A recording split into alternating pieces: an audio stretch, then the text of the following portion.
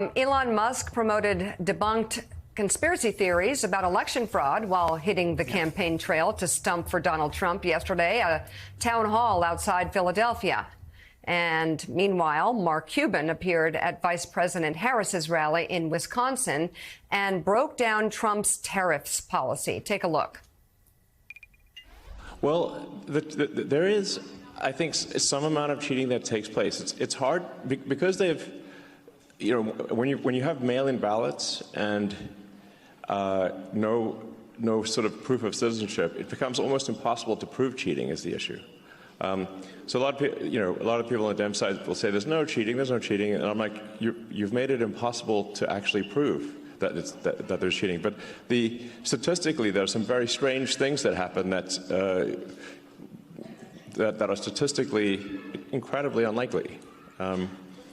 So, there's always this sort of question of, like, say, the Dominion voting machines. It is weird that I think they're used in Philadelphia and in Maricopa County, but not in a lot of other places.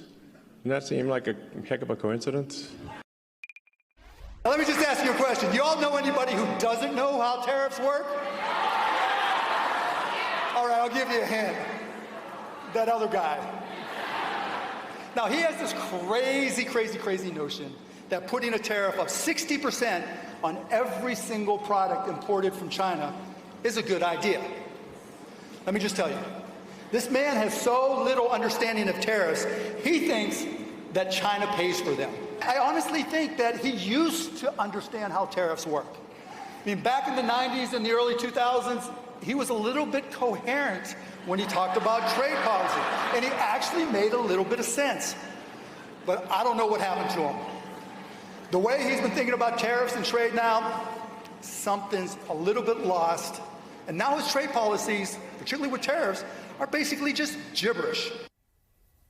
All right, Andrew Ross Sorkin, what do you make of these heavy hitters getting on the campaign trail? Well, it's surprising to see both of them doing it. The truth is, both of them want roles potentially in, the next administrations. You hear, obviously, Elon Musk wanting a role to create this efficiency committee, and it's potentially in the offing that Mark Cuban wants to be the head of the SEC. I will say that I always thought that I liked to believe that the business leaders in America, given, frankly, the market pressures to be down the middle to some degree, would be a governor on some form of the truth. And so it's disturbing to me when you have folks that have not just the big megaphones, but credibility, at least credibility in certain parts and certain areas. I mean, clearly Elon Musk has done remarkable things as an innovator, and yet he is now talking about election interference and trying to undermine and suggest potentially that this election is going to be subverted. And that, to me, is very, very dangerous. And I always thought that the market pressures would prevent such a thing from happening, because somebody like that would say, look, I'm selling cars. I don't want to actually have both sides coming at me. And therefore, you'd have people who are focused on the truth.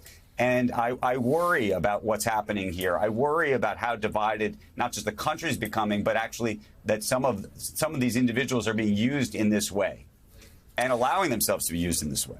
Yeah, no question there. CNBC's Andrew Ross Sorkin. Andrew, thank you so much. Have a good weekend. Chris Matthews, I want to pick up that point, though. I mean, Elon Musk, in his appearance yesterday, revived the long-debunked Dominion voting machine claims about Philadelphia and Maricopa County. Let's remember, Dominion, a pretty litigious company. They got $787 million from Fox, and now Elon Musk is wandering into that same territory. I don't understand why he's acting like Trump. This is what Trump's game has been the last couple of days, questioning how the vote's going to be counted, saying that they're counting early votes or votes that are going to be counted on Election Day, as if there's something wrong with the vote. People who are not citizens of the United States don't vote in our elections. If they do, they go to jail. This is something that has to be very clear to people. Why do you want to spread the rumor that the machines are off or they tend to be Democratic? Why is a machine Democratic? Come on. We lived in a country which was vibrant in its democracy. When Nixon lost, people cried, but they said, well, Kennedy's president. That's the way it is. When Al Gore lost and gave his concession speech, said, okay, W has won. That's the way it is. We trust our elections. We trust our country. We believe in it. When you stop believing in democracy, you stop believing in this country. This is awful. This is what, I don't care how much billions of dollars this guy's got. He's wrong, and he's playing in the swamp. He is the swamp. And I'm telling you, you start messing with people's minds and gaslighting them, as Kamala Harris said the other day, you're gaslighting people, telling them they don't see what they see. You know, Groucho Marx was right. You're going to believe me or your lying eyes? Trust your eyes.